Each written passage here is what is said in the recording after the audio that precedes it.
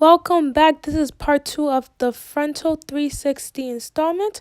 We are going to start now. We're going to take acetone mixed with water and spray it to clean off the surface of the client's head. Then we're going to take the got-to-be glue to remove the client's baby hair out the way. Removing the client baby hair out the way gives us a clean surface to apply the glue.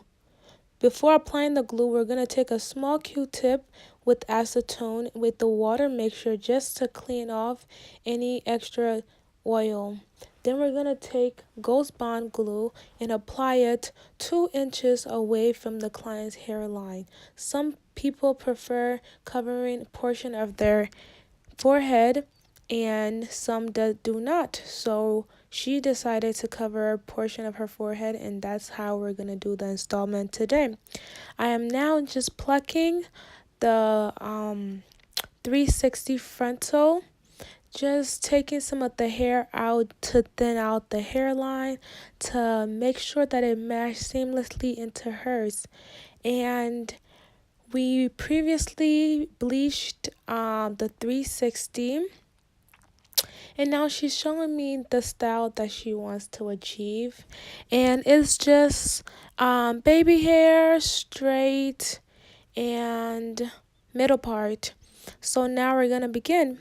I have clipped the 2 sides of the 360. Now I'm pulling it down her head. So at this point, the 360 is on her head, and we're going through and cutting the lace. I'm using a small scissors and carving out her ear so that it's comfortable to wear throughout the whole day. Now on the sides typically lift, and the sides are very quick to remove. So I do add extra glue on the sides, and I'll go over the front, lift it up just to make sure that everything is down. If something is still poking up, I'll go over it and apply a little bit more glue in the front. And yeah, so after that, I'm gonna let the lace melt. Letting the lace melt is when you take the scarf or a tiny hair wrap and you wrap the lace piece on the client head. That makes the glue stick faster to the scalp so that you're able to wear for the 2 weeks that says on the glue. So now I'm just parting her hair. She wants a middle part, so we're just parting her hair. And to make sure everything is super straight, I'm using a hot comb. Yes. Now we're going to do the baby hair.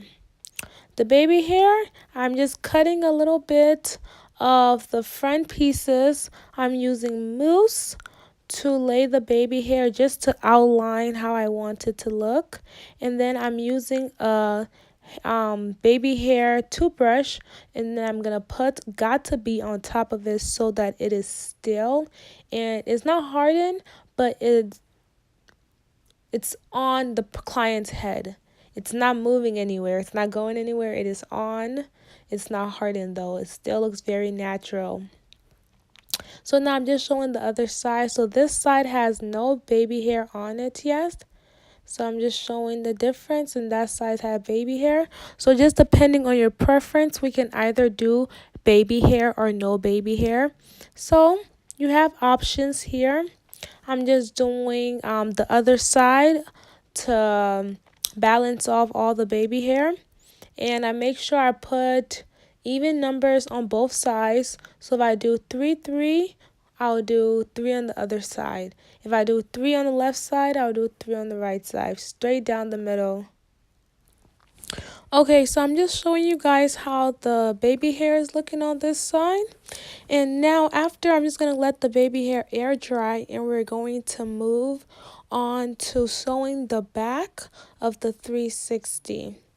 To sew the back of the 360, you're going to cut the lace off of the 360. You're going to take a curved needle or a straight needle, take a thread, loop the thread into the needle, and begin sewing the back. And this is how it's going to turn out. just like that, perfectly. Now we're just going to drop her hair down and do some styling. The baby hair is in, the back is sewn, and then we only have one more place to sew, and that's the sides. Don't forget to sew the sides. The sides is very important to sew down because once the glue gets old or once it starts lifting, the sides gives it that extra protection to stay in a little bit stronger before just flopping off your head. So make sure you always tell your stylist to sew down the sides. If you like this video, like and subscribe. Thank you for watching.